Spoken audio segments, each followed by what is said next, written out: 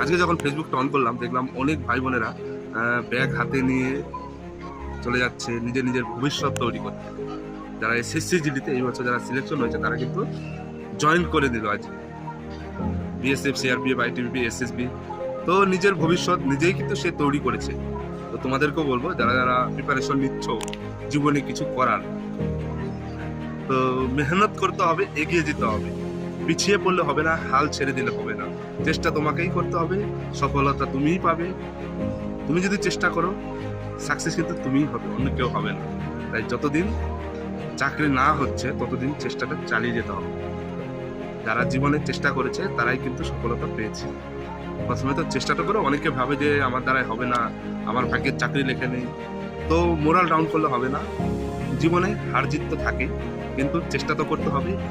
সফলতা হোক না হোক সেটা পরের কথা, কিন্তু চেষ্টা তোমাকে চালিয়ে যেতে হবে।